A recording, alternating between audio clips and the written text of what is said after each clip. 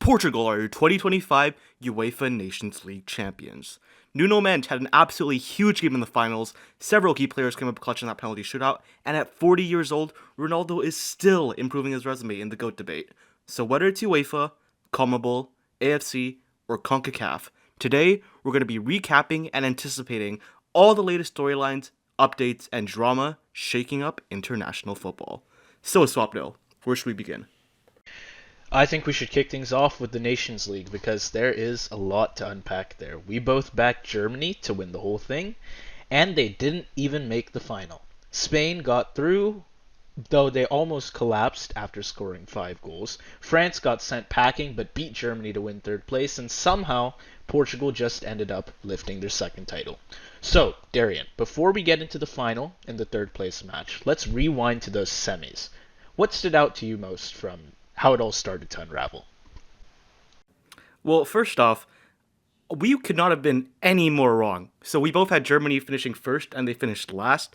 And I think there are some key issues with that Germany squad. And the first thing that comes to mind for me, which is quite uncharacteristic for the country of Germany, is that their mentality is just not there. As soon as that second Portuguese goal was conceded, they basically never attacked again. They never got a good opportunity. And during that third place match as well, it felt like at times the only players really trying to generate an attack, really trying to get the team going, was Joshua Kimmich.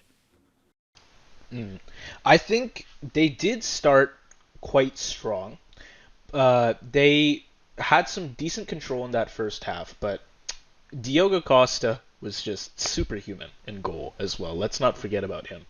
And once Portugal found their rhythm, the tide really turned. Francisco Conceição, he came off the bench and he immediately curled in a beauty. And then, of course, Ronaldo pounced for the winner. You can call it a tap-in, but at 40 years old, he just scored his first ever goal against Germany. And it came in his sixth try. It just had to be him. I think I predicted that Germany were going to win 2-1, and what we ended up with was Portugal winning 2-1. So, right scoreline, wrong team, and again, of course, unfortunately, the team we had winning the whole thing ended up not even getting the bronze medal. Well, a few things I want to say. First off, back on that Portugal game, it's a tap and goal, but tap and goals count the same as any other goal. So let's be real. Ronaldo, great positioning to not be offside and be in the right place at the right time for that goal. And also for that first goal, Bruno Fernandes dragging out the defender to give Conceição the space he needed to get that curler in. I think this Portugal squad is really starting to come together and starting to play as a team. And to be fair, yes, Costa was very strong in that game and prevented Germany from scoring a few goals in that first half. But we definitely have to also acknowledge that without Ter Stegen in net, Portugal could have won that game with 3 or 4 goals. I mean, they got really bailed out at the end there. It was all Portugal in the last 30 minutes. Yeah, well, it was not a match that lived up to our expectations, though it was certainly very entertaining. It was just we both had the wrong winner, and it basically turned our predictions for the entire tournament upside down. But with that said, I think we should move on to the other semifinal match, one that was very exciting. It certainly lived up to our expectations to start with Spain being quite dominant. But of course, you had that very big France comeback at the end that almost could have led to extra time and maybe even a France win.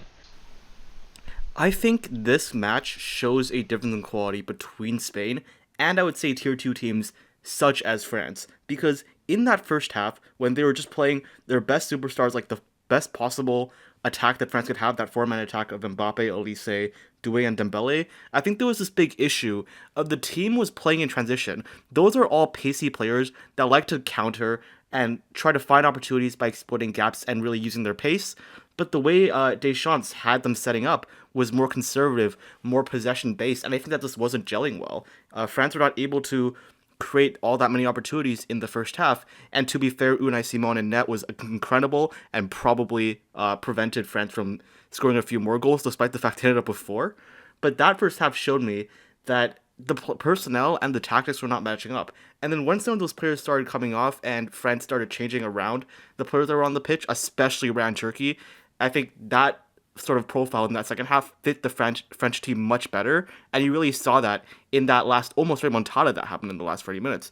But the problem is, either Deschamps is going to have to change his tactics, which I'm not sure he still has that in him, or France is going to have to line up a weaker team, and by doing so, I think that just sort of shows that they can't really compete with the best if they're not going to be able to have their best players playing. Yeah, absolutely. Well, this match was pure chaos. Spain, they blitzed France early, I think before even the hour mark. They were up 4-0 thanks to goals from Nico Williams, Mikel Merino, Pedri, and of course Yamal, who ended up with two on the night. Uh, I think there were even two goals in quick succession from Yamal and Pedri. And at 5-1, it felt over. I mean, Mbappe managed to score a penalty like right before the hour mark, but it didn't seem like there was anything France could do. But then Spain just kind of stopped. They took everything for granted, I think. Cherki, he pulled one back. Vivian scored an own goal, and suddenly Kolo made it 5-4. If there were like 4 or 5 more minutes on extra time, France could have easily sent this to like extra time, like another half hour, and maybe we even go to pens or something of the sort. Well, I think it would have went straight to pens because it was the semifinals. Oh, by rules it would have gone straight to pens. Okay. So with like the big picture of this match, I think the holistic view is Spain's attack obviously is absolutely elite. They were untouchable for 60 minutes. They had quick switches, relentless pressing, perfect timing in the box. They just absolutely tore France apart. But their ability to manage a lead is a real concern. Yamal was brilliant again, of course, but the backline looked young and panicky late on. As for France, they showed fight, but Deschamps' setup was all over the place. Dembele and Doué were invisible, and even Mbappe took a bit too long to get going. I think this match is not all bad for France, of course. It shows that they have resolve, but they will need to get to work on basically just not giving up everything as soon as they lose momentum. Because if they had just managed to put in a performance like this starting a bit earlier, they could have managed to make their way back. But more importantly, they really just shouldn't have let in 5 goals to begin with. Let's be honest. Yeah, I think that French line definitely has a lot of work, especially Clement Langlais, bro. I swear every time this guy was in a duel, he lost every single one. Like, there were some. The French back line looked like way too slow at times. They were making unforced errors. It was just really, really bad. I don't remember which goal it was. One of them, I think it was just two French players both trying to go for the ball at the same time on defense, and then it just leads to Spain scoring. So there's a lot of work that needs to be done, and I'll be honest, I'm not sure if Didier Deschamps is the man to do it. Well, do you think France end up firing him after this? Personally, I don't think they're going to do it this soon. Like I said earlier, there are some good sides to the match for France. But if you don't think Deschamps is the right manager, who do you think? Do you have any ideas on who might be good to replace him?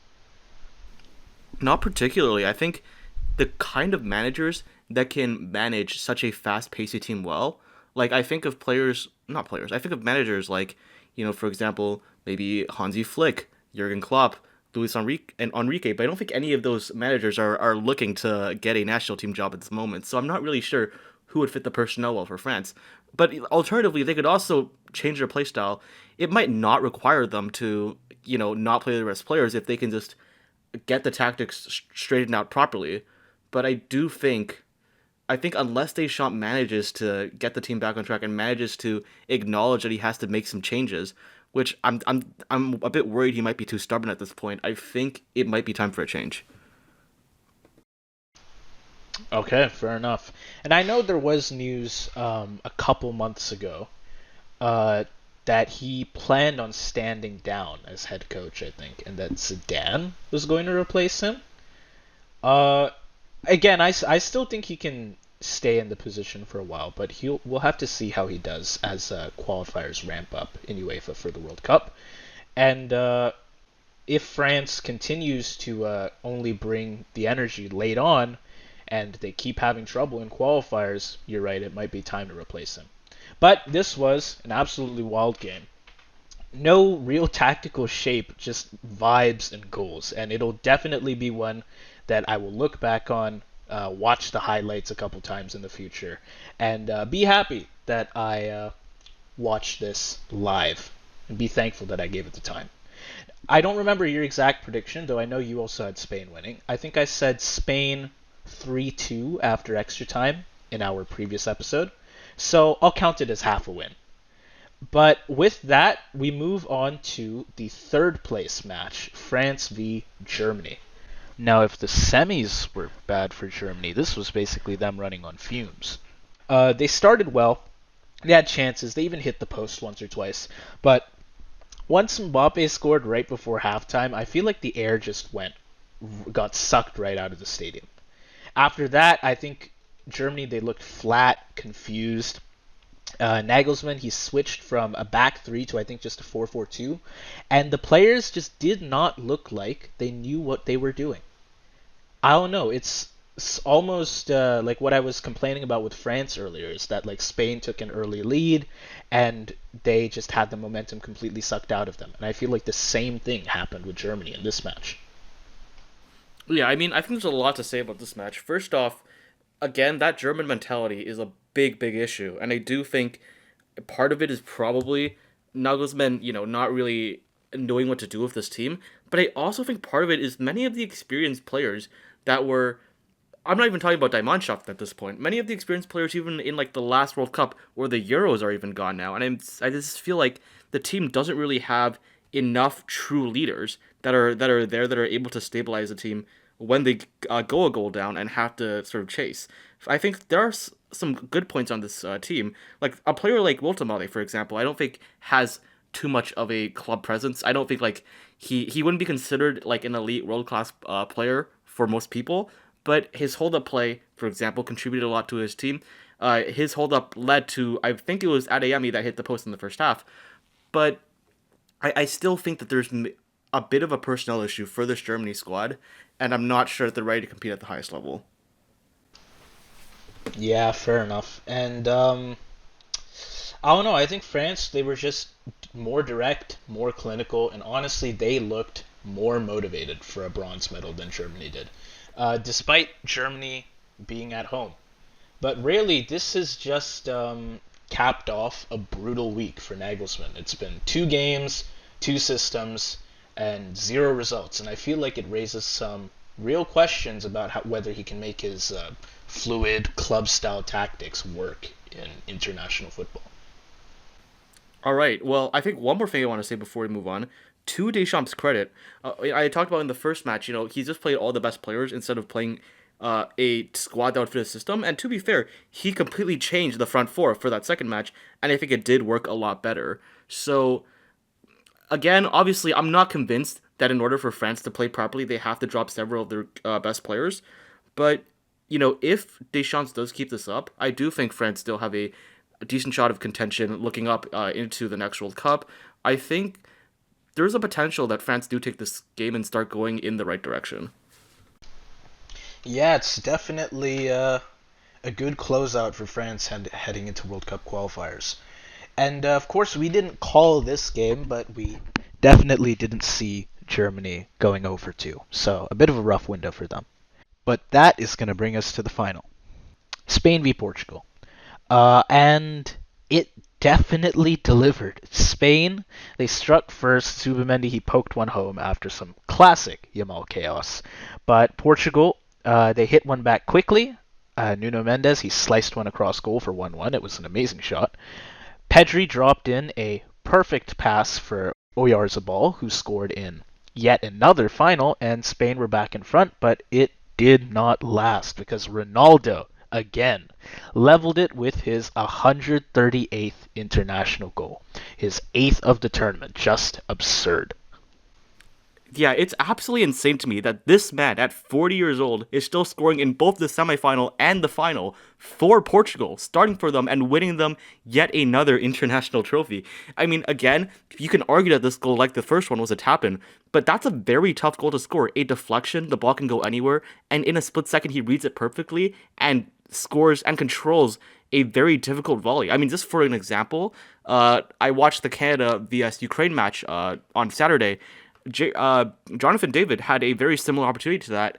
with what you may call a tap in, where you have to volley the ball, and that's really not an easy shot to score. He missed it. I think we see those sorts of opportunities get missed, but even elite level players in the Premier League, in the Champions League, etc., we do have to give Ronaldo some credit. A, for positioning, being in the exact right place for both of those goals, and B, being able to finish them.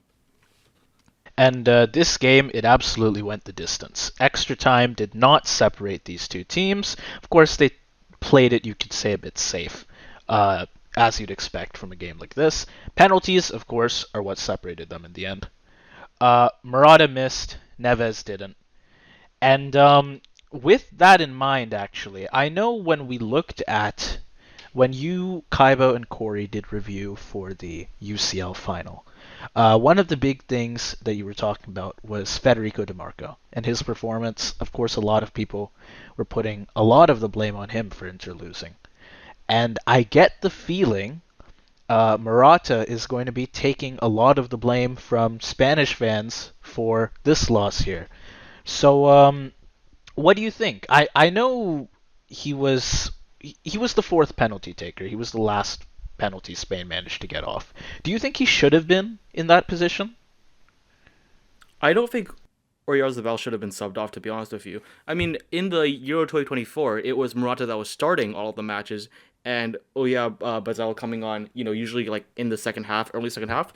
And I'm not sure if Oyarzabal doesn't have the ability to go to distance, and maybe that's why he was subbed off. But I think if that's the case, I would actually rather him not start, but be on for the clutch time. Because, let's be honest, I don't think Alvaro Morata is or has ever been a world class player, and I just don't think he's very clutch. I have a feeling, right, when he stepped up to take a penalty, I had the feeling he was gonna miss, and I think you probably did as well. I just don't think he's good enough to be quite honest with you. Oh yeah, certainly live chat was there were definitely some questions when he stepped up, and those concerns were confirmed when he missed that shot. Now, yeah, Costa's save was, of course, very decisive in the penalty shootout. But really, I think a lot of this as well came down to composure. Portugal has experienced players who have been here before. Um, of course, you've got Ronaldo, who's like 40 years old, and he's still scoring. And I feel like Spain, for all their talent, they didn't really have the same poise when it mattered. They were the better team for long stretches, but I think they got sloppy toward the end. They got tired and they got punished. Basically, they just blinked first and they lost. I feel like they were maybe a bit unlucky in that regard because they were really just keeping neck and neck with Portugal for the whole game. But unfortunately for them, that one penalty kick sealed it right there. Yeah, I will say I do think Spain were a bit less clinical than Portugal in this match. I don't think Portugal missed really any major chances. I mean, they scored every shot that was on target. And I don't want to blame Unai Simon for that. There wasn't a very easily savable shot during regular time. And I do think we have to give Spain a lot of credit for that penalty shootout. We were talking about Kaibo. We were talking with Kaibo about this before the penalty shot. He was pretty confident that Portugal was going to win because, as a Liverpool fan, he remembered that PSG absolutely destroyed them in their penalty shootout. And I just look, Vitinha's penalty, virtually unsavable. Gonzalo Ramos' penalty, really only savable if you predict that he's going to shoot middle, which is quite difficult. But Nuno Mendes, dude, top right corner, it could not have been any more perfect. And I want to highlight Nuno Mendes because, in my opinion, there is no doubt that he was the best player. A goal, an unsavable goal, to be fair, a difficult yet unsavable goal, an incredible assist, a back turn, sort of similar actually to the assist he had in the match against Germany, and then several key defensive stops, especially in that second half, that prevented Spain from finding a winner. Right. And well, our predictions were really, really off here. I mean, man, Well, to be fair, Portugal. we did say Spain was going to be second, didn't we? That's I'm just that's true. saying. We did. But honestly, man, we had we just had too much doubt in Portugal. Uh, Germany just had such a terrible tournament, and Portugal really they have like been solid throughout. And like you said, Spain. I mean, I know they took like five or six, I think it was six shots on target throughout this final. Portugal, I think they only had two, and those two ended up being their two goals in regular time. So Portugal, like you said, they have just been so clinical, and every shot they took here worked out in their favor. They didn't take as many chances, but they took them well. And man, I don't know. I don't think we had this Portugal team that highly rated going into this. At least not unfair, like not fairly rated. But I feel like they could still be a real threat in the next few games to come. Maybe even in the World Cup. Yeah, I think we have to do some restructuring of the international period because of this tournament. So I think there's a few key storylines I want to talk about. First off, I said before this match that if Portugal beats Spain, I think I would be willing to consider them on the top tier of international football with Spain and Argentina because the way they played against Germany was controlled. Being able to go a goal down like that and still control the game the way that Portugal did, for example, I think to me was very impressive. And now the fact that they have beaten, I think, the consensus best team in the world means that they are definitely in the top three at least, and I think have a shout for being a joint favorite in the following World Cup with Spain and Argentina, which is quite exciting for me because that means somehow in 2026 we might still see a Messi vs Ronaldo World Cup where both players are still in the starting lineups. Oh man, that would be a wonderful matchup. Probably the last big matchup, like the The last thing is, matchup. I remember, but prior to the World Cup 2018, there were people were talking about how this is the last time we're ever gonna see Messi or Ronaldo in a World Cup, and it's 8 years later. Ronaldo's gonna be 41, and he's probably gonna be starting in this World Cup unless Roberto Martinez gets sacked as the Portugal manager, which is highly unlikely at this point, because Roberto Martinez likes to have Ronaldo as that sort of target man, someone that can hold up, doesn't have to be too involved in the possession, but is just able to prevent the ball from going away, take up defenders around him and give other players more freedom and space, and being able to, have almost that sort of Holland role of, if you give him a dangerous opportunity, he's still going to score that. That class is never going away with age. Yeah, Portugal's veterans have really showed up when it mattered, and Ronaldo especially. He has done quite well for himself in this tournament. So in the end, Germany bombed. France, they showed up late. Spain dazzled and then folded, and Portugal, they've just been so steady throughout. Resilient, ruthless, and Ronaldo, he has not just lifted another trophy. He has basically shut down every narrative that, like you said that his time was up. And as for us, we will take the L on Germany, but at least we got Yeah, a show. huge L. I will say, okay, one more thing before we move on, and then you can add anything that you want as well. I want to say a few things. So, first off, Ronaldo is objectively not finished. He may be playing in a finished league. He may not be having the best competition, but when international ball comes, class is permanent. So I do expect Ronaldo to have potentially a big role in that 2026 World Cup. And in my opinion, that World Cup will be decisive.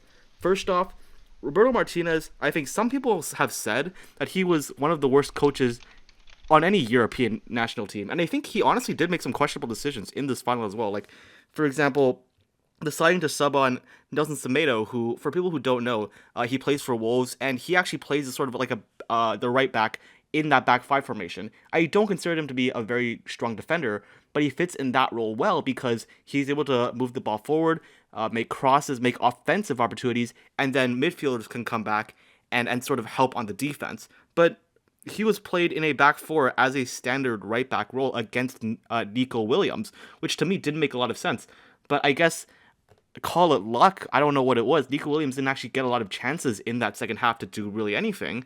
And even though João Neves was subbed off, in my opinion, João Neves should have just been moved to the midfield because we all know how classy he is. And then he could have helped the defense. They make that change instead, which was a bit suspicious to me. But yet, it all worked out in the end. I can't be crapping on Martinez because, I mean, we can argue whether or not he was in the right, whether or not he knew what he was doing, but he made the adjustments and the team played better and they ended up winning. So he's here to stay.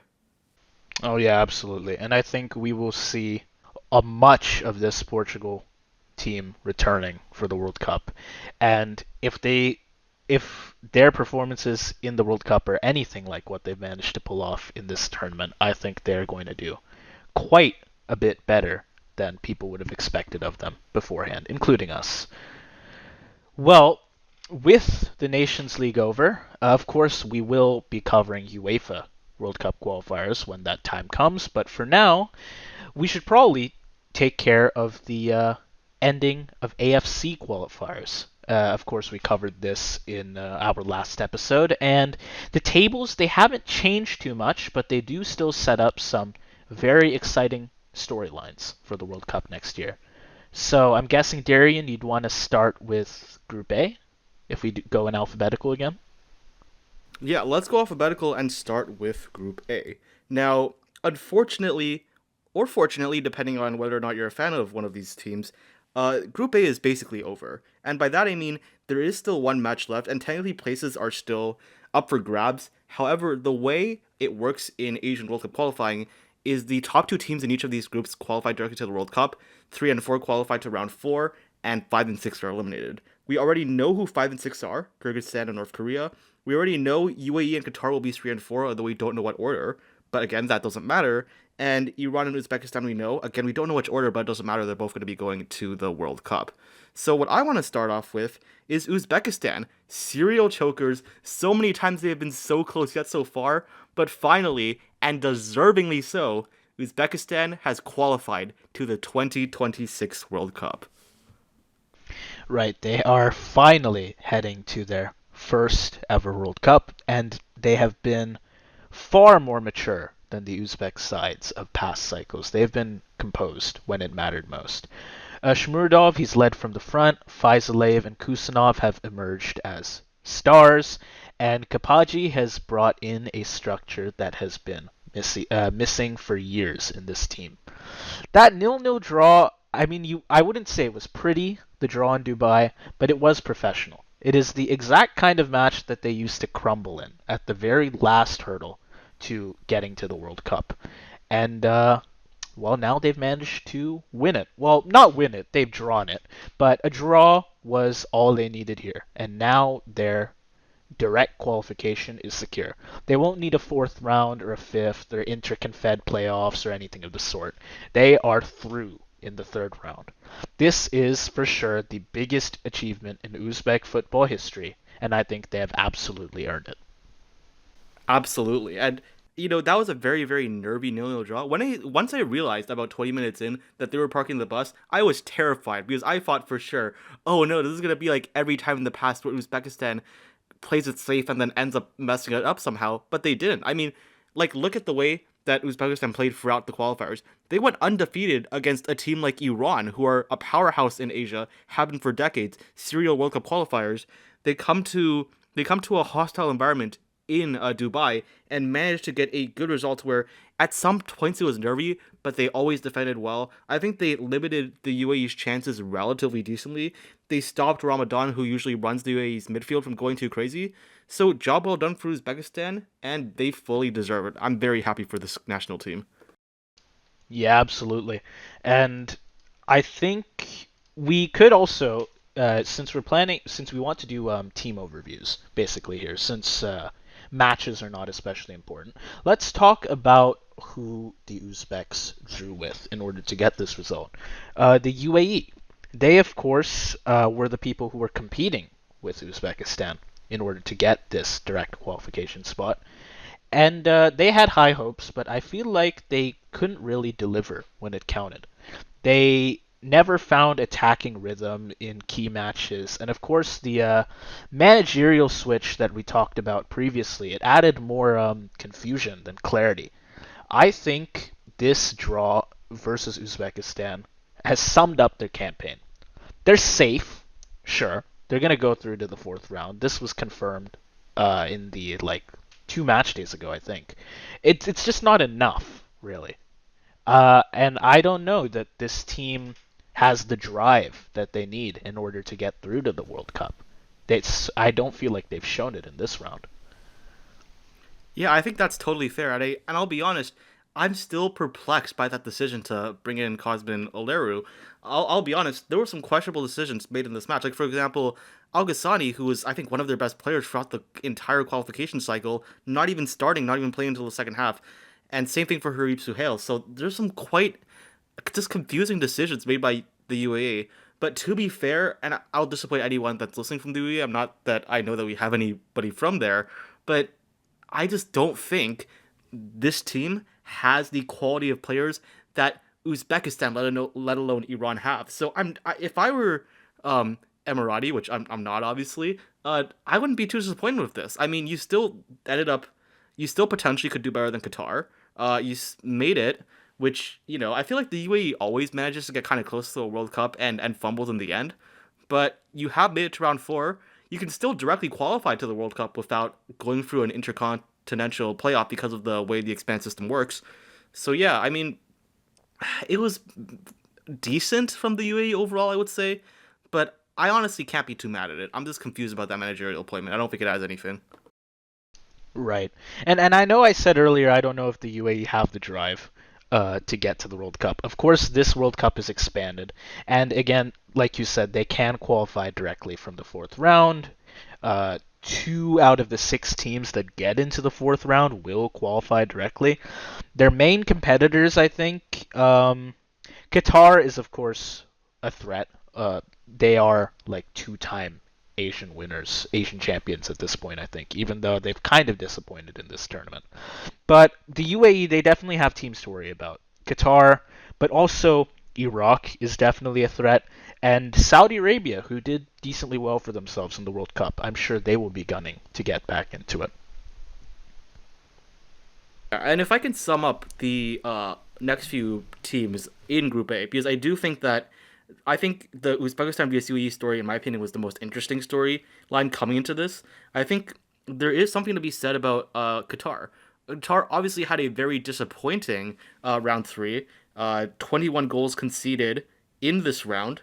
Uh, and yeah, it was just, I think it was just all around not very good. They did recently put in Lopetegui, and he managed to actually get a win against an Iranian national team that, although missing several key players, is still an impressive result nevertheless. So I think we could be seeing a resurgence of Qatar, for the Qatari national team. It's obviously way too early to tell, but we'll see what they do in round four. I think there is still a decent chance that with the new managerial appointment and with the new style of football they're playing now, they could still qualify directly. Absolutely. And Iran are Iran, of course. They're a powerhouse, and they're already through. But you could feel the drop in intensity with qualification already in the bag. That loss to Qatar, I think, was a wake-up call because with several key players out, their squad depth was certainly exposed. They've got some issues to iron out, especially in defense and, of course, in fitness. But still, I think they're going to remain one of the top-tier sides from Asia heading into the World Cup. And then, of course, we can quickly cover North Korea and Kyrgyzstan. North Korea, they started off as a dark horse, but they never really recovered from their poor start. They played with intensity, as you'd expect from a team that has Kim Jong Un to come home to. But Yeah. it wasn't enough, unfortunately. 2 points from 8 games before their 2-2 draw with Kyrgyzstan says it all. I think they'll bow out here with pride, but it's not really progress for the team. And as for Kyrgyzstan, they were always punching above their weight, and I think for most of this round they held their own. Um, this game, I think they're playing. This game with North Korea, it's gonna end their run. Uh, Maybe not on the best note, Hmm. but I mean, I will say. Oh, sorry. Go ahead. no, go ahead.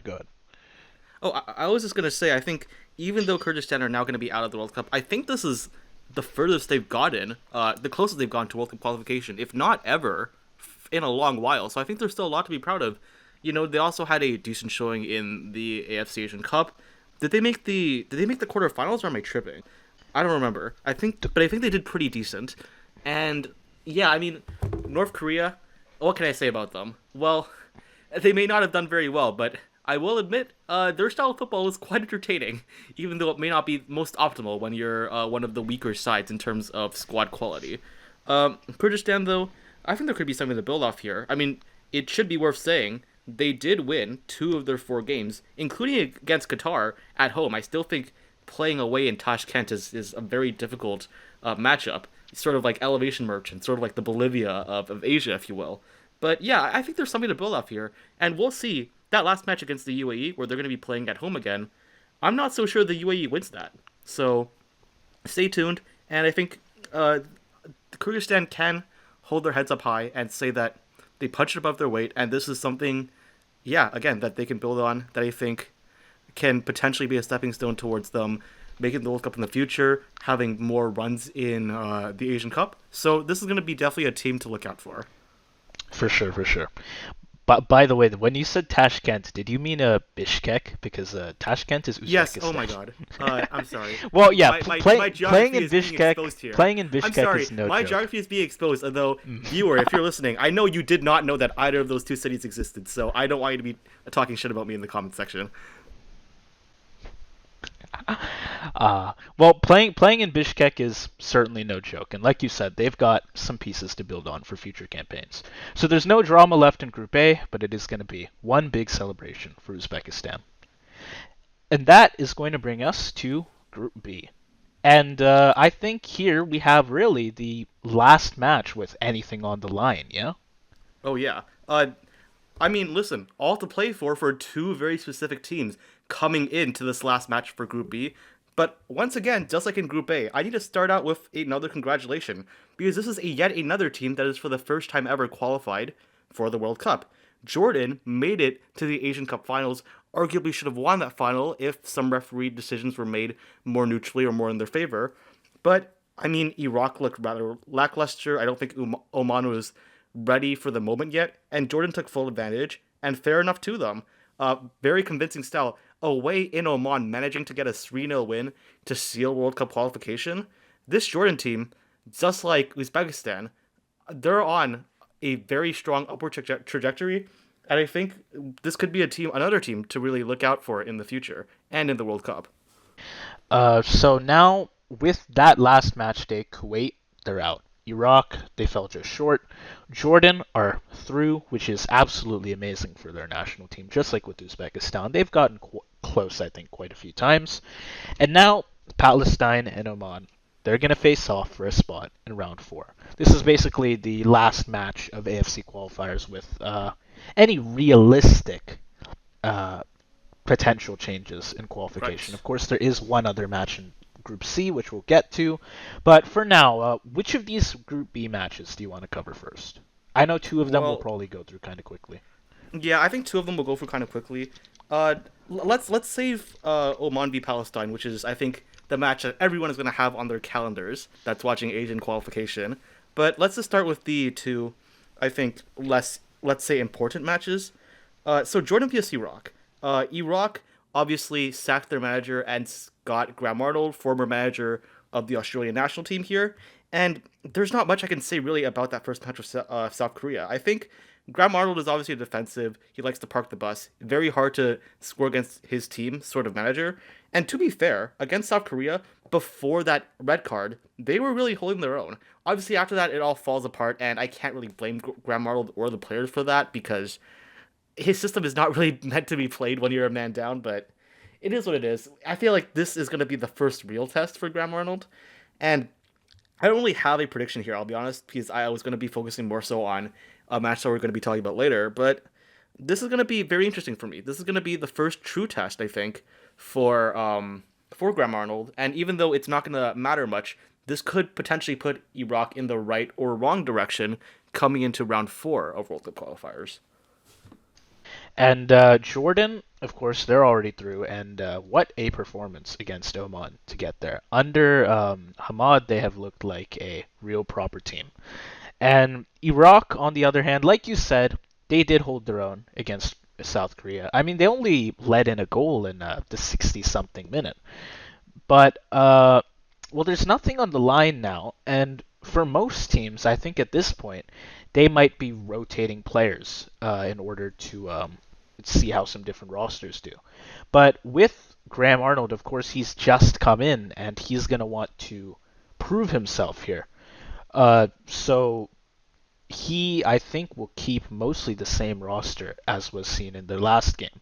But with that said, Jordan, they're going to want to finish strong at home, and I think they have played quite well at home throughout the tournament, if I'm not mistaken. Or throughout these qualifiers, anyway. So I would say, I don't know if you have any score predictions for these games. I would give it a 1-0 win for Jordan.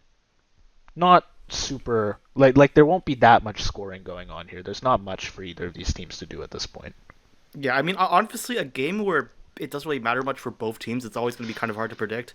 But yeah, I think Jordan have definitely been better than Iraq over the last year or so, and they're playing at home, so I'm going to be inclined to agree with you. Let's say, I think I like your scoreline. A 1-0 win for Jordan makes sense to me. Okay. Then next is South Korea versus Kuwait. Honestly, I don't even have much to say for this at all. Kuwait are eliminated. Korea, they're through.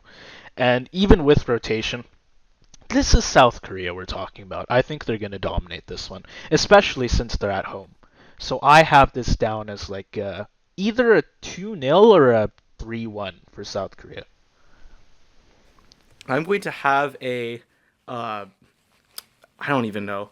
I think Kuwait are not going to score. It's going to be anywhere from 2 to 4-0, just depending on how clinical South Korea happens to be in this match. That's what I'm going to say. Yeah, like you said, it's so unpredictable, honestly, because neither of these teams should be taking this game that seriously. But just depending on how much Korea cares and if they want a stat pad, yeah, 4 goals I could see it happening if they take it seriously. And that then will bring us to obviously the big match of this group and really the big match of this final match day. Palestine versus Oman. I think Palestine, they really couldn't have asked for a better rebound than that 2-0 win over Kuwait. I know we said that Palestine, of those two teams, were the only one that had won a game, and they managed to do it again. They finally Mm-hmm. finished those chances. They held firm defensively. This is the team we saw glimpses of earlier in qualifying. And if they show up again, I think they have every chance of knocking Oman out. And as for Oman, on the other hand, they were just shattered by Jordan. I think it was what, a 3-0 loss at home in Muscat. It has Yeah, been one quite of their bad. worst showings in quite a while, and at the worst time, because now their place in the fourth round is suddenly hanging by a thread. Yeah, I mean, just a few matches ago, it seemed like Palestine were down and out. They were on 3 points, they were bottom of the table, and it looked like there was just no way that they were going to make it into round four. But here they are. All they need to do is win a game. Technically not at home because, obviously of the ongoing conflict going on in Palestine, they can't play in Palestine, but they will be playing in nearby Jordan. And they're on 2 straight wins. And all they have to do is do that one more time against a demoralized Omani squad. And they'll be making it to round four, which I think will be quite historic as well. I think that would also be the closest that Palestine has ever gotten to a World Cup themselves. So this is going to be quite interesting. And I'll be honest, if we're talking about who I predict to control the game, who I predict to have the better chances, I think based on the way these two teams have played recently, I would definitely say that I would expect Palestine to get more chances. I think they may. I think they have the better attack on paper, and I feel like they've played tougher teams than Oman has as well. Now, and another thing, of course, is that Palestine. Actually, I think they have similar goals for as Oman does. Like they've scored a similar amount, but they do have a slightly better GD as well. Hmm. So their stats, I think, for goals scored and goals let in, both of those stats are better than what Oman's running. And of course, now Oman's only a point ahead, so they need to win or draw. Uh, in previous rounds, it certainly seemed like they could get away with a loss in this last match and that Palestine still wouldn't be a problem for them, even if they managed to get all 3 points. But yeah, no, it is just like so close now. It has been an amazing comeback here. Um, Oman, I think they have the edge, I think, in head-to-heads between these two teams, and they've got good structure as well. So this game, it is going to be intense, and it'll probably be decided by like one or two little mistakes. Personally, it's a tough one to predict, but I'm gonna say Palestine 2, Oman 1, and Palestine go through. Okay, I think that's quite fair. Just the one concern, obviously, that I had of Palestine this entire round three of World Cup qualifying is that they never seem to be all that clinical. Even though those two wins, where they scored 2 goals in both of those matches, you could argue that they probably should have scored more.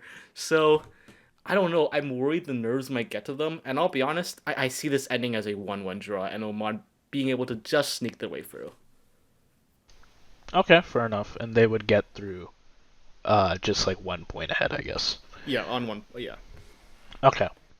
Well, that brings us to Group C, and honestly, we can make this quick because none of these matches matter at this point. Let's start off with Saudi v Australia though. Australia, they just secured their direct qualification after beating Japan 1-0, and it's another good result for a team that's generally been pretty efficient all round in these qualifiers. And of course, Saudi, they're confirmed through to the fourth round, but Well, they'd need to beat technically, there's a chance. right. There's mathematically a chance. To swap positions, they'd need to beat Australia by eight. Wait, no, they need to make up a goal diff So of they would eight have to win by goals. 5 goals because even if they won 4-0 or 5-1, Australia would go through on goals scored, Right. So they need to win by five, which and is not I happening. think yeah, well, I think we both agree on the idea that that is not gonna happen. So we can expect rotations from the Australian side. Like they will take advantage of this match basically not having any implications. It just doesn't have any implications for how they do later on. But so they will have rotations, but it's Australia. There's still a strong team, and I'm thinking they won't take this game super seriously, but they'll still be able to draw with Saudi. And I don't think Saudi Arabia will be going for a win by five anyways. I think they probably agree with us on the fact that that is almost certainly not happening. So I'm just going to say a 1-1 draw for this match. Honestly, I don't even have a score prediction for this because obviously, as you just said, Popovich and Renard are definitely going to just be trying out some new lineups, preparing for, in Australia's case, the World Cup, and in Saudi Arabia's case, round four. And I will say, just to generally talk a bit about both teams, I think the difference between Saudi Arabia and Australia is neither of them had amazing offensive output, which is kind of ironic to say, even though because Australia do have 14 goals. But I would say that Popovich's defensive setup has paid dividends for this Australian national team. They are now on 3 games in a row being won, including one against Japan, which I know Japan played their like not even B team, like more of a C/D team, but it doesn't matter. Like beating Japan in any context is always, something to be happy about in the context of Asian football. So, yeah, I do think Australia deserved to be going through over Saudi Arabia. Yeah, fair enough. And next, I think we can maybe do China Bahrain. So both of these teams have dropped out of the World Cup altogether. And I don't know, Darian. I see you're unmuted. Do you have any thoughts on I would just these say teams? let's just say how it is. Both these teams have had a pretty disappointing round three in World Cup qualifiers. So China have 2 wins and 7 losses, which is quite disappointing to me because the fact that they were not able to hang around, even just get a draw a single time against a team like, for example, Saudi Arabia or Australia, who have both had sort of a slightly downward trends over the past year, I just don't have much good to say about either of these teams. In Bahrain's case, they were able to hang around more often, but I mean, even for them to even have 6 points, I mean, that's just pretty much just based off of a fluke win in the first ever game against Australia, I believe it was. So, yeah, and Australia did get a red card in that match. So I don't know. I don't think there is obviously much on the line, but not much to be happy about for either team, I would say. Mm. I'd say China had a pretty disastrous loss to Indonesia. I mean, even though the score line is only 1-0, they had like barely more possession, and they only had like one shot on target throughout the whole game. I'd say they looked pretty flat all game. And Yeah. Bahrain, they fared no better. They have lost to their neighbors, Saudi Arabia, and are continuing a streak of poor home form. So this last match between the two is symbolic more than anything else. If say they draw, uh, China would end up last in the group, based on a four goal difference between them and Bahrain. But while Bahrain may surprisingly play better in China, I think the Dragons will at least try not to end their season off in a whimper in front of their home fans. But I don't think they're going to be running up the scoreline or anything to try and get ahead of Bahrain in the standings. So I'm actually going to give this as another 1-1 draw. Yeah, I also see a 1-1 draw happening here. I think China will probably fail to not finish last in the most China way possible. Probably an early goal. Probably from Zhang Yuning, to be honest. And Bahrain will find a way to, off of a Chinese mistake in like stoppage time in the second half, get an equalizer. Mm-hmm. And now for this final match of AFC qualifiers, Japan versus Indonesia, like these other games, is a dead rubber. Indonesia, they are into the fourth round, whereas Japan have been sitting in first for months. They were, of course, if I'm not mistaken, we talked about this in the last episode. They were the first team outside the hosts to qualify for next year's World Cup. I think Iran was like 4 days after them, and Argentina a day after that.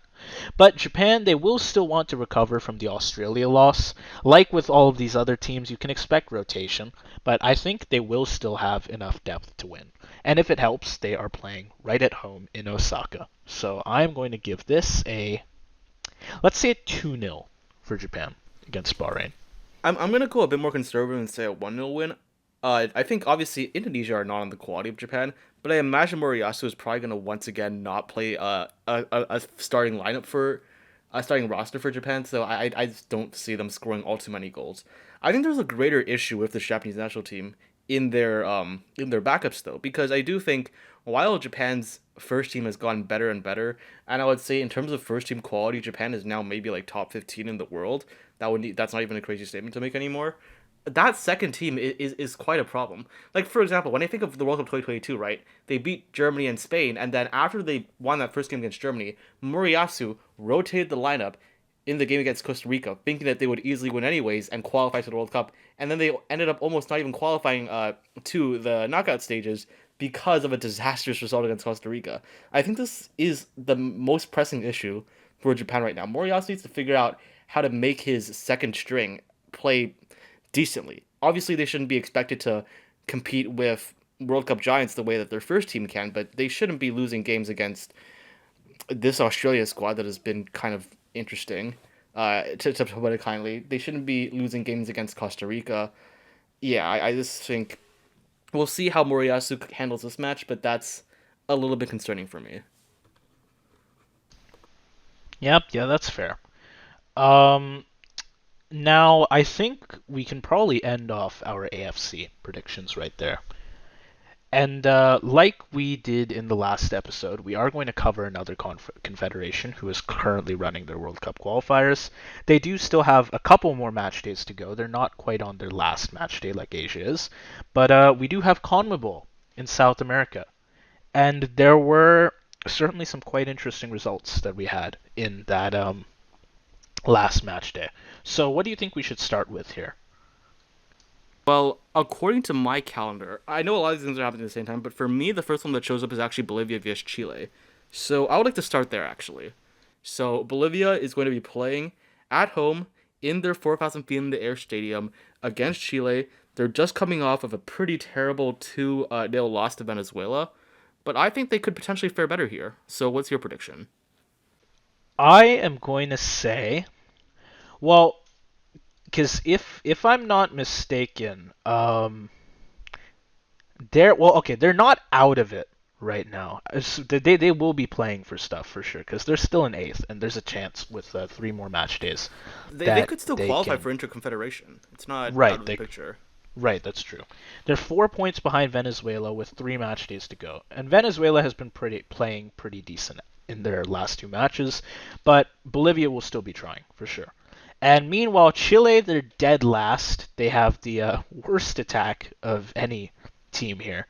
Uh, their morale is in the gutter, and Gareca's days are probably numbered. They have like 1 point from their last five games, I think, and they've also lost their last three trips. I'm pretty sure to away games in Bolivia. So their record does not look great.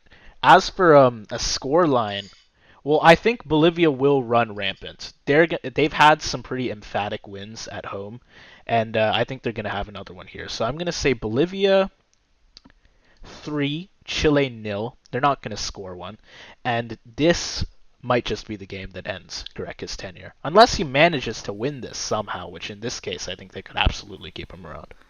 Oh yeah, I think this is probably the end of the end for Ricardo Gareca, who has been, I mean, an iconic manager to be fair in the context of South American football. But yeah, this is probably the end for him. Bolivia, even though they've been on a bad run, they're like without a win in the last 6 games. They still managed to draw their last 2 home games against Uruguay and Paraguay with the advantage of elevation. And before that, they got a very impressive 1-0 win despite getting a red card against Colombia. And I think the one match we all think about when it comes to Bolivian elevation in recent memory was that 4-0 thumping of Venezuela. So yeah, I think something similar is going to happen. Because of their bad form recently, I'm going to be a bit more conservative, but I still think that Bolivia gets it done and gets a solid 2-0 win at home. Okay, let's go for how about Colombia Argentina? Colombia they have not won in I think 3 games now. Or actually, wait, no. How long has it been since their last win? Actually, wait, no. It It's has it's been been, more than 3 games. It's been yeah, it's been like five. 5 games. It's Yeah. been 5 games. Okay. Well, okay. Actually, yeah. No, this is not looking great for them. They drew against Peru. I don't think it was the worst game of actual. Okay. No, I'm looking at the stats. They had 15 shots and 0 Yeah, I shots was on going to say target. 15 shots and So 0 shots so on target is this is pretty this is dreadful. actually a Pretty very terrible, this is actually a actually. very bad outing for them. This is No, a yeah, that very was bad terrible. showing. And With all due respect to the national team, nobody in the offense or the midfield did literally anything except for 75 billion kajillion year old James Rodriguez. okay, so as you can probably tell, I didn't actually watch this match, but just looking at the stats now, it seemed like they had no pace, no urgency, I just watched that nothing. match. This was terrorism ball. This was prime peak terrorism, unwatchable, torturous football. I'm sorry. Just You know, you should be happy you didn't watch this game. This was terrible. Oh my okay, maybe goodness. I made a good decision, but I don't know. Lorenzo's tactics they look stale. They feel stale, and players like Diaz and James they look isolated on the pitch. Argentina they didn't even need to get out of second gear to beat Chile. Messi's back, and the youth are pushing hard. This Argentinian squad is deep and cohesive. Of course, Argentina have been qualified for quite a while for the World Cup. There aren't really any implications for them here, but I think they take themselves pretty seriously as the defending World Cup champions. So I don't think I don't think they'll make things easy for Colombia here. And I do believe this game is being played at home for for Colombia. Wait, no, it's not.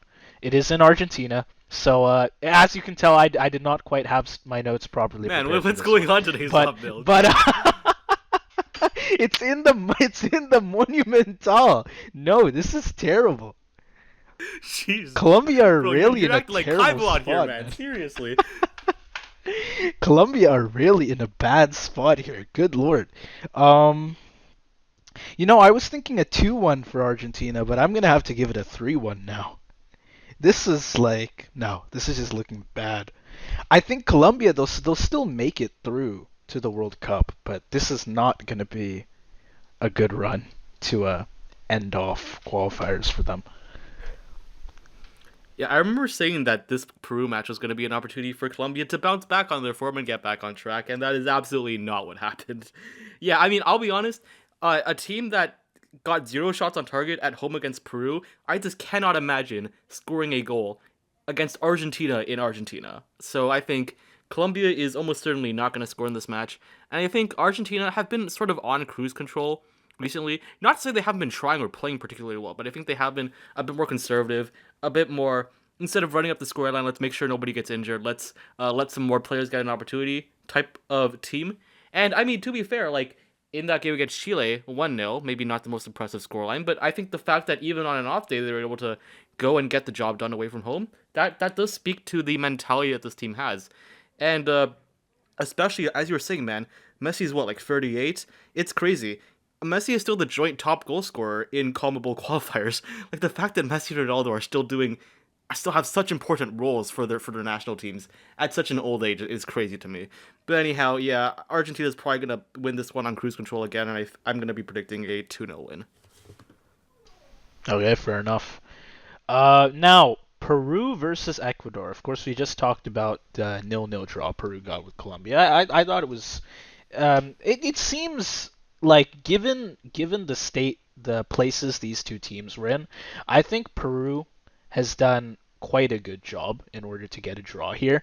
Even though, of course, this is arguably more of a shit show on Colombia's end.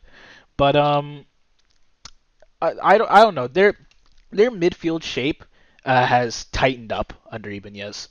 They are still struggling to score, it seems, but I do think they look like they appear to me more like composed and compact than they have before. Uh, Ecuador, it is the same story every week, I think. There's phenomenal defense and just like no finishing. They've had 5 goals conceded in 15 games, which is the best in CONMEBOL, but they're also the lowest scoring team in the top 6. So I think we can expect a tight, low event match where Ecuador has something like 60-70% possession, but they don't really have anything to show for it. I'm going to say like a 1-1 draw, and Pedro Vite or Enner are going to need to do something special in order to tip this in Ecuador's favor. Otherwise, it's just going to be 1 point for each team. Swapnil, I can tell you with 95% certainty, not just the result, but the scoreline of this match. You want to guess what I'm gonna say? Win for Ecuador? Nope. Classic terrorism ball 0-0. Remember how I Okay. predicted that Ecuador was gonna 0-0 against Brazil, and you were like, "What? Nah, there's no way. There's gonna be a goal." Nope, there was no goal. Boring ass match. I'm saying that's gonna happen once again. You know why? Because neither of these teams have scored in their last 2 games, and I think Ecuador is on 2 0-0 draws in a row. Peru just drew 0-0 themselves. So I don't know what's going on offensively, but these two teams apparently don't know how to score. So yeah, Peru's at home, which I do think gives them a bit of an advantage, even though they're quite dreadful, generally speaking. And yeah, I just don't see a goal happening in this match. And to be fair, Ecuador don't need to score. I mean, they're already mathematically guaranteed to at least make intercontinental playoffs, and that basically means that they're guaranteed to be in the World Cup, because let's be honest, Venezuela is not going to win all of the remaining matches. Well, I said 1-1 draw. You said 0-0 draw. Yeah, the 0-0 draw looks pretty reasonable given that, Let me like you just say, said, every you time get I say these. it's 0-0, it ends up being 0-0, alright? So that's why I'm so confident. Okay, fair enough. 0-0 draw. Sure, let's go for that. 0-0, 1-1. Either way, these two teams are getting a point each, and that's going to be that. Brazil v Paraguay. This match, I know a lot of people were looking at because, of course, it was Ancelotti's debut. Uh, Brazil, they didn't lose in Quito, but the 0-0 draw, it felt like a bit of a stall. No cutting edge there. I don't know. The midfield looks like it's meeting for the first time. But I think the real story here is not Ancelotti coming into Brazil. I don't think the story has anything to do with Brazil. I think it is all about Paraguay. They're unbeaten in like close to 10 games at this Yeah, point, I think. undefeated, you mean? Right, undefeated.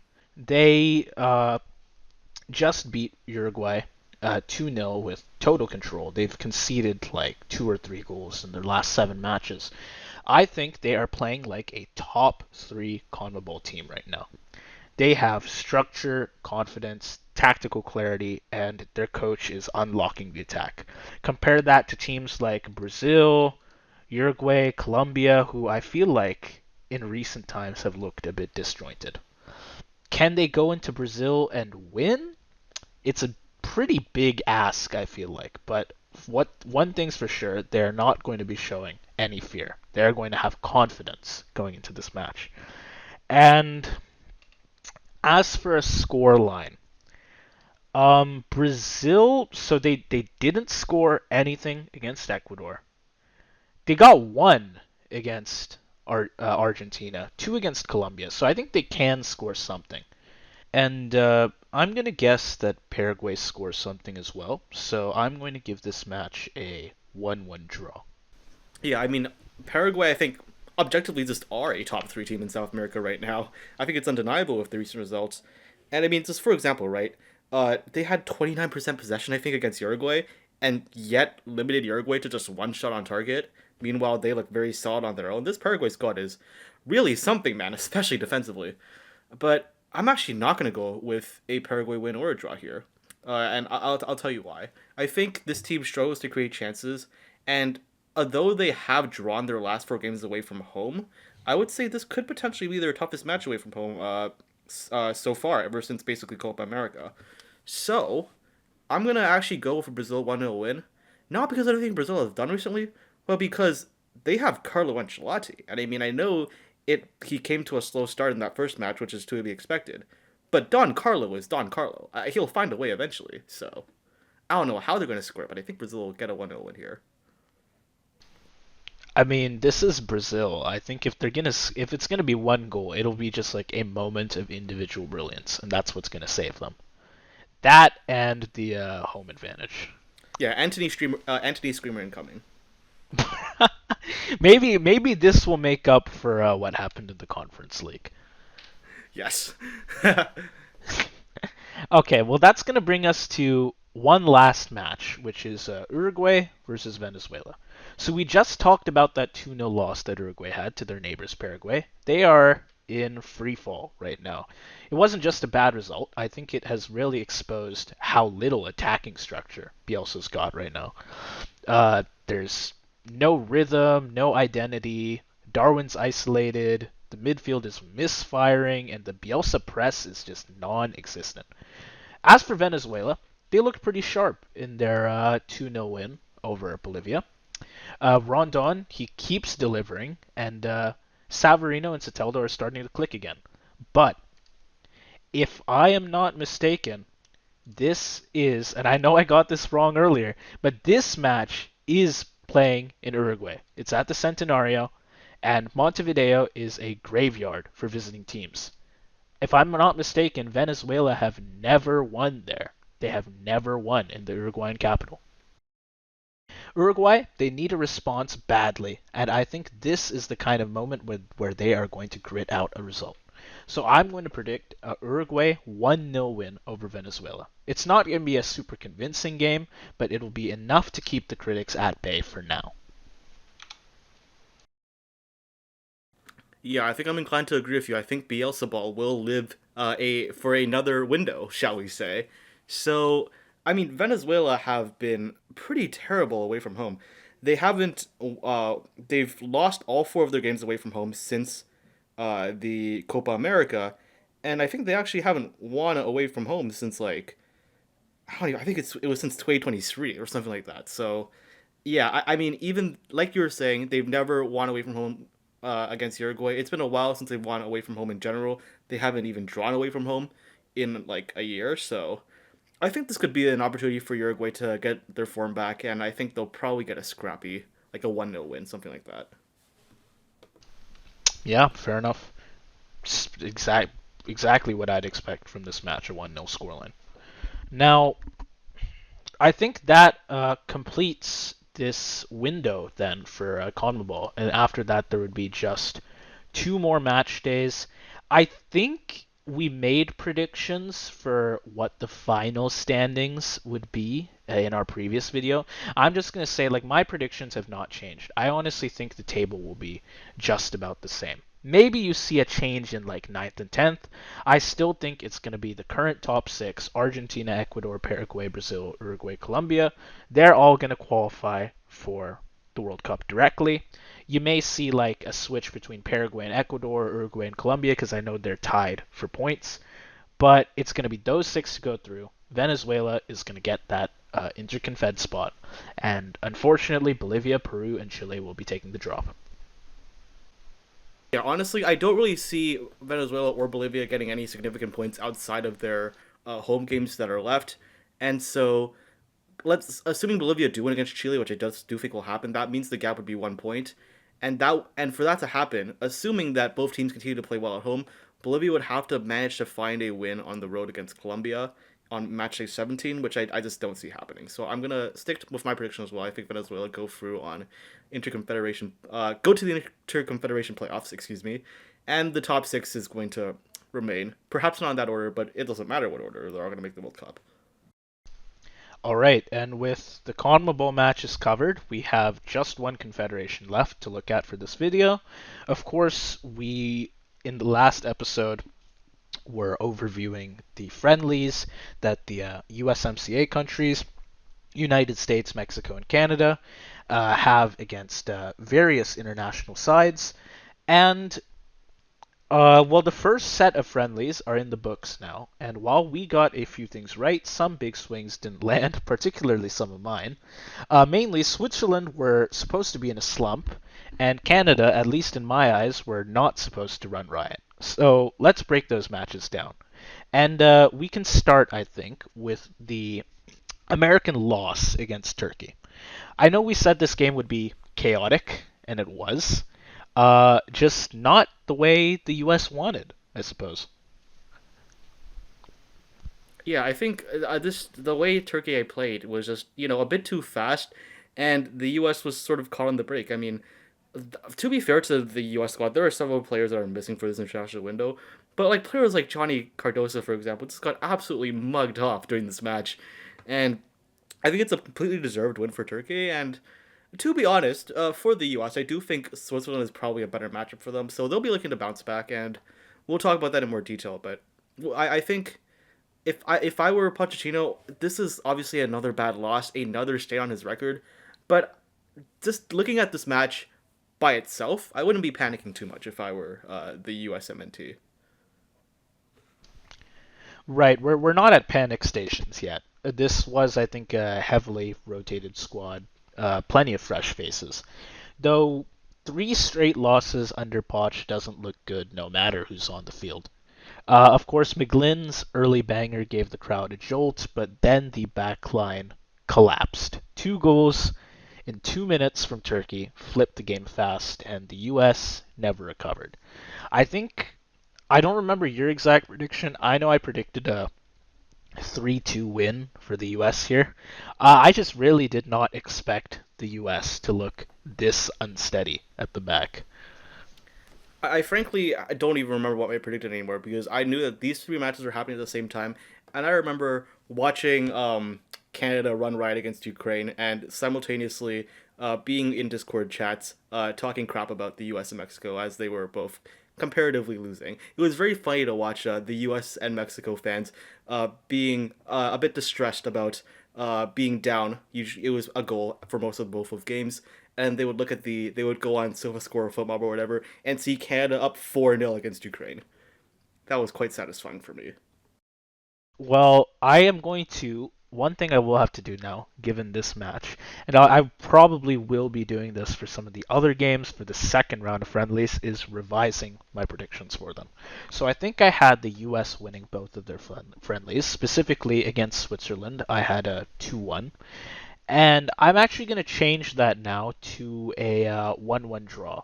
Because, of course, this Swiss side, as we're going to see when we cover the Mexico match, they suddenly have some confidence. And as for the U.S., the talent's there, but the structure needs work. So I feel like a point feels. Well, not a point because it's a friendly, but I feel like a draw is pretty realistic here.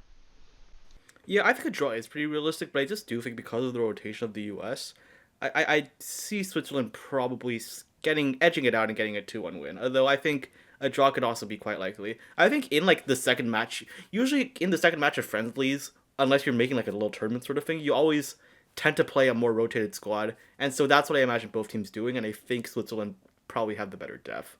Not probably, they do have the better depth, so I'll go with the Switzerland win. Okay. Sounds good. And again, speaking of Switzerland, we can probably go on now to the Mexico game. Um, now, I definitely doubted Switzerland because I was looking at the stats. They were like winless and six. They had been relegated from Group A of the Nations League, and they were pretty shaky at the back. And of course, they naturally proceeded to drop four on Mexico and make it look easy. To be fair, I think we did say this game would be open and that Mexico needed to score, and they did. Santi broke his drought. Sepulveda scored two, but the defense was still missing. I think we also called this as a pretty narrow win, and interestingly enough, it was less narrow than that Turkey-US match, which is the one that you'd expect to be real chaotic, and it's like you could have a bunch of banger goals for either side.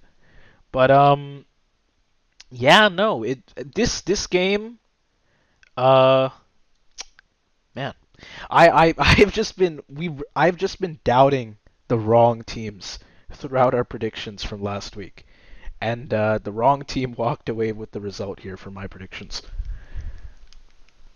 Yeah, I'll be honest. I feel like just when Mexico and Aguirre were starting to come on the up, they come and result and have this match. Now, I'll be honest. Obviously, the scoreline is worse than the U.S. match, but I will say I think Mexico definitely did play better than the U.S. They had quite a few key chances, and although Santi Jimenez did score a goal, of course it was him to miss multiple opportunities where Mexico could have had three or four more goals if Santi Jimenez was just a bit more clinical. And I'm not too shocked by the Switzerland win because I think where Switzerland happens to be strong is also where Mexico happens to be weak in a sense because Switzerland's best players I think are their wingers, and their wingers ran wild against Mexico's slow and just not good enough fullbacks. And yeah, this game, I guess the result on its surface is not all that crazy. I think Mexico, they have something to build off here. I think, Raul was not able to get into the game as much as Mexico would have wanted. Players like Chino Huerta just did not have, and Charlie Rodriguez just did not have the impact that I would have expected them to. But I think this is a game that Mexico, I think, are more likely to bounce back from than the U.S. are because there was definitely something here. hmm And once again, I'm going to revise a prediction here. I think I did have Mexico winning against Turkey. And again, Turkey are a super chaotic team. They just beat the US. And I get the feeling they're going to just flip the switch and they're going to lose this one. But unlike before, where I had it as a 2-1 win for Mexico, and I thought they'd be pretty dominant throughout, I'm going to make this actually a 3-2 game. I think Mexico, they scored two against Switzerland, and like you said, they had more chances, so they could have scored more. But until the back line shows life, it's hard to back them clean. I don't think they're going to be able to let in just one goal. I think Turkey will manage to score quite a few against them. Don't get me wrong. Obviously, that Mexico backline was bad, but I do think that they definitely match up better against Turkey than they do against Switzerland. I also think they match up better against Turkey than the U.S. do. So I think Mexico will bounce back, and I'm actually gonna just stick with my original prediction, a 1-1 draw, because even though Mexico were disappointing, it wasn't anything that was too unexpected for me. So yeah, I'll stick with my prediction. Okay, so I guess then I'm favoring the attack more, and you're favoring the defense more. I guess you So you could say have them that. letting up less. Okay, Yeah. but then I have them eventually winning. Score three, give up two. Okay. Well, then the last thing we have to cover is Canada, and this is where my predictions went the worst because I had them drawing Ukraine and then losing to Cote d'Ivoire. But You said this we were going to get a first, win in this tournament, Swapnil. You said we were yes, going I to go did. I did winless. say we were going to go winless, and well, these first two matches of this tourney have yeah, no, they've flipped everything for me because They've been shocking. yeah. Canada, they did not just win, which I know you had. I think you did have a win down here, if I'm not Oh no, I had mistaken. a draw as well. I had a draw as well, to be Oh, fair. you had a. Did you have a win against Cote Yeah, d'Ivoire? I had a win against Cote d'Ivoire and a draw here. Okay, okay.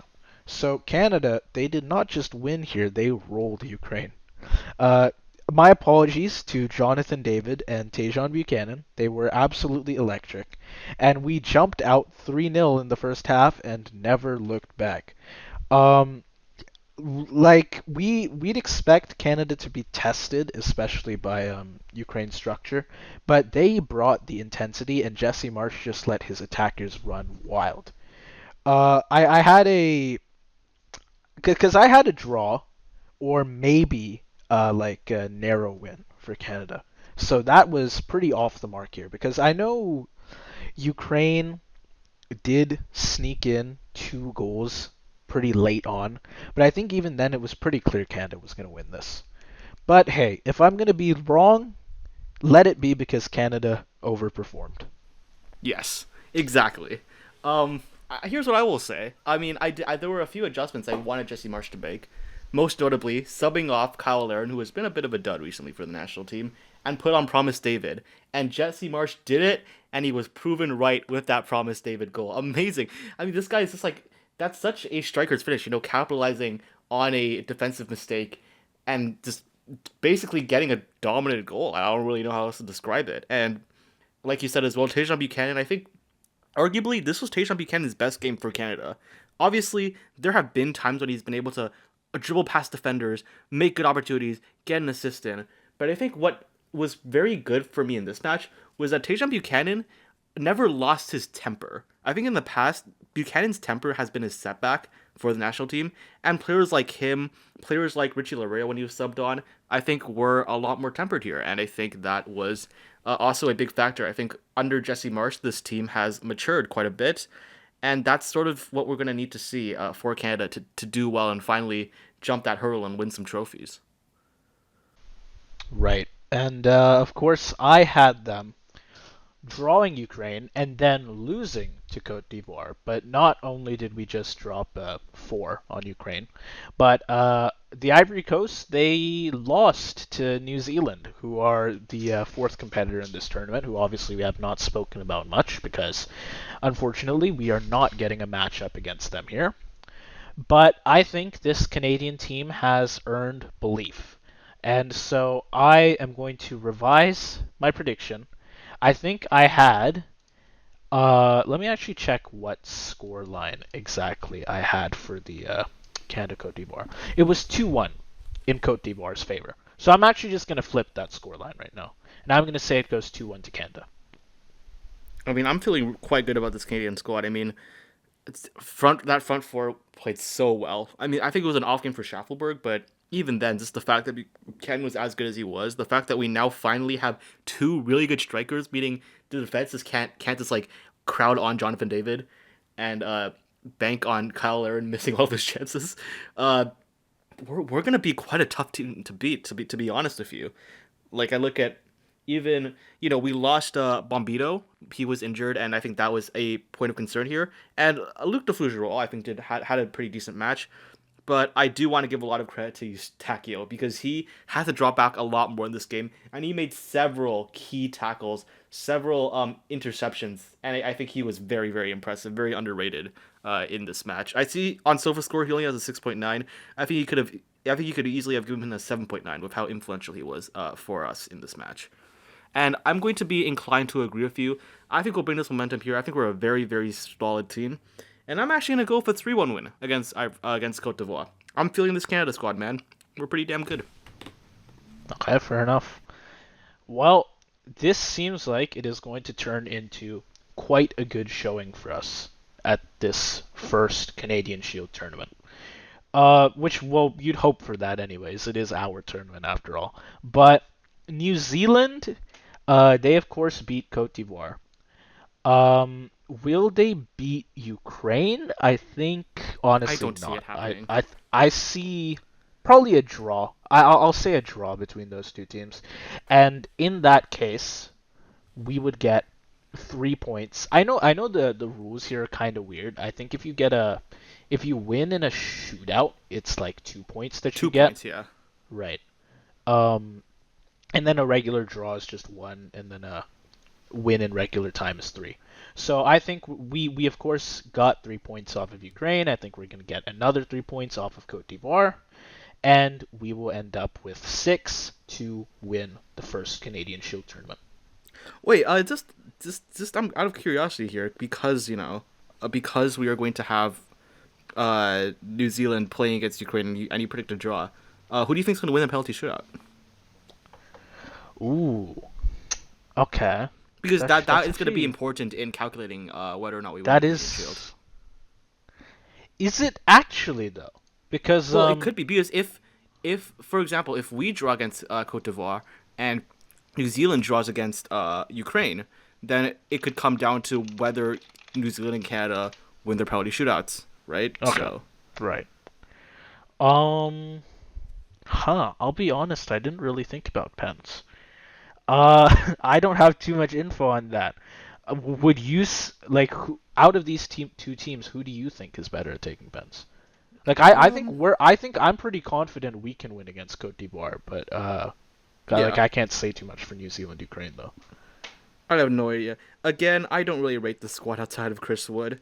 I would say, I mean, they have a few like decent players like Stamovich and Sharpeach Singh, which I only know about because they played as New Zealand on World Soccer Champs once. I'm not gonna lie, that's the only reason I even know who these people are. But I don't know. I feel like Ukraine probably they have more experience in penalty shootouts. I would imagine they have a more experienced team in general. So I'll go with Ukraine. Right. Okay. And I should say earlier, I think I said it was 1 point for a draw. It's not actually 1 point for a draw because no one draws in this tournament. It's if you lose in the shootout, you get Then one it would be point. 1 point. So any match that is drawn in regulation time is going to go to the pens. And yeah, I think we win our shootout. And so what? Are you saying you think Ukraine wins theirs, I assuming they think have Ukraine one would win in their the first round? shootout, but I think if we went into a shootout against the Ivory Coast, I'm not confident we would win. I think we would have a Okay. decent shot just because of the man in net for us being very, very good at saving Mm, penalties. But I don't think we're very experienced with penalties ourselves. I know we won against Venezuela, but I'm not so sure. Like I don't know if Ishmael Kone is going to be starting for this match, for example. He was key, and I don't know what experience like Promise David, for example, has of taking penalties. that's true. But I doubted us too much, and now I think I'm going to have a bit more confidence. So I'm going to say we win our shootout, and assuming, well, this is if we go to a shootout, anyways. That is, Right. and so, well, actually, because you have them, so you're saying they would then draw in regular time and go to Oh a no, shootout, no. yes? I also have Or Canada are winning. you you're If they still thinking a drew. win? Yeah, Okay, so I'm this just saying is if they drew, I'm not sure that we would be able to actually win the penalty shootout. okay. That's fair. Um, Yeah, all right. Well, in the case of draws, I think we still win. Like you said, it's going to be close because we don't have that much experience, but I'm still confident we can make it happen. But Okay. more likely, I think we just beat Cote d'Ivoire and we win it Yeah. with that. All right. Okay. Um, So, we're well, technically we've supposed to be covered. done, but I Yeah. would like to ask you one more thing. I Okay, was go saving ahead. this for the end.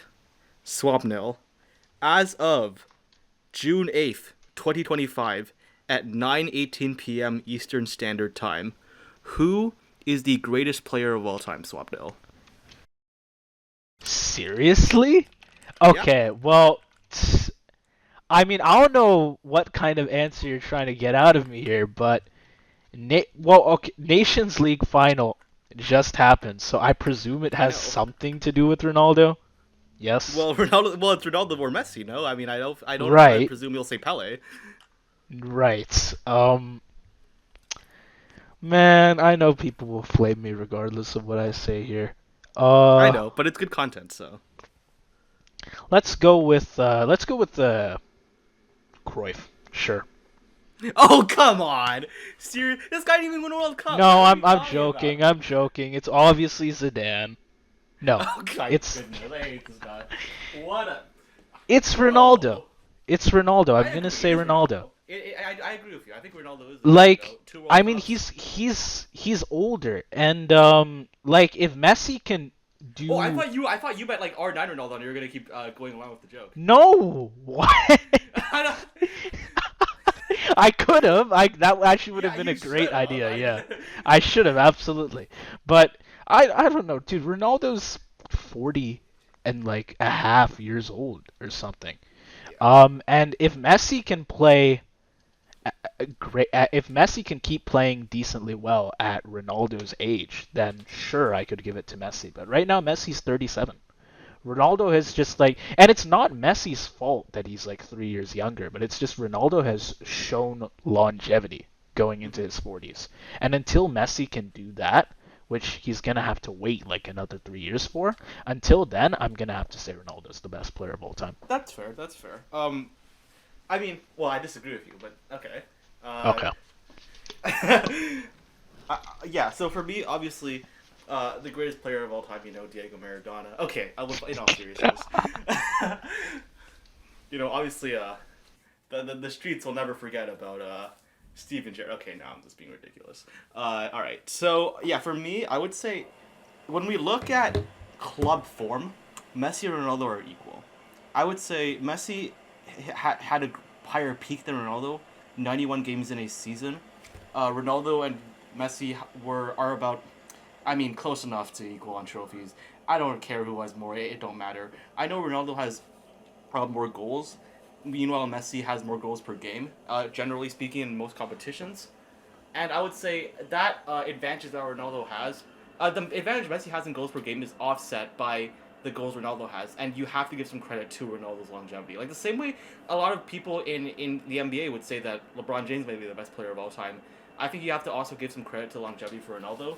But for me, the reason I still say Messi is because of international ball, really. I mean, I think Messi has just done more with the Argentinian national team than Ronaldo has done with the Portuguese national team. And to be quite honest with you, I would say before like 2013, 2014 maybe, the two countries, barring Messi and Ronaldo, were about equal. From like 2015 to 2019, let's say, Portugal is better. From 2020 to 2024, Argentina is better. And now it looks like they're back to equal. And I would say, because of that, I think it is fair to look roughly equally on international football. And now you're comparing a Euro and two Nations Leagues to two Copa Americas and the World Cup. I would say the Euro and the Copa Americas are equal. And I would say the World Cup is greater than the two Nations League. But I did say, and the reason I wanted to bring this up was, I said to Kaibo before this match, if Ronaldo wins the Nations League, and then he wins another international trophy, so he wins the World Cup in 2026, or he wins the Euro in 2028, assuming he's somehow still starting for the national team then, I would consider him to be the GOAT. So now that he has gotten that Nations League win under his belt, I think World Cup 2026 might decide it. So I just wanted to say that, I guess.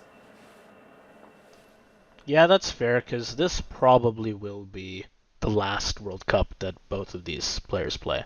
Although, to be fair, we've said that for every World Cup like 3 times in a row. So. Right. But realistically, is Ronaldo going until he's 45? I mean, maybe. I don't know. Ronaldo's not Kazuyoshi Miura. He is no King Kazu. He's not playing into his 50s. How old was Zlatan when he retired? How old was who? Zlatan. Ibrahimovic. Zlatan? The real GOAT. Yeah. Crap, that's actually a good question. He's like 40. He would have been 41, I want to say. Really? Only so 41? like, yeah, because he retired at the end of 22-23, did he not? Oh yeah, I guess he's younger than he thought. To be fair. Okay, fair enough. Right. Yeah, no, I just searched it up. So. 41 years, 166 days. So basically, if Ronaldo sticks around for another year, and then retires, he will have retired at the same age as Zlatan. I guess so. Yeah. And anyways, Messi then would be like 38 in a couple months. So I get the feeling he's not going to be playing in like LA for World Cup or actually wait, no, I don't know where is World Cup 2030. He's not going to be playing for World Cup 2030. He's not gonna. Okay. Realistically, I was saying that mostly as a joke. Like they're not gonna be playing World Cup 2030. But yeah. Euro 2028, I still think Ronaldo is unlikely to be playing, but it's possible. And then I think Copa. I think we'll see Messi at another Copa America. Right. I don't know. But I still value the World Cup over the Copa. I think that's not and really. I think that's a given, right? Yeah. So, like you said, I think this last World Cup is basically gonna decide the debate, because unless Messi somehow manages to last until 2030. Let's say Ronaldo does better than them, or really he'd maybe have to win it just to be sure. But if he does manage to win this World Cup, then there's not much Messi can do to get back at him at that point. So I think what you're basically saying, and what we can both agree on, is Marco van Basten is the GOAT. Absolutely, absolutely.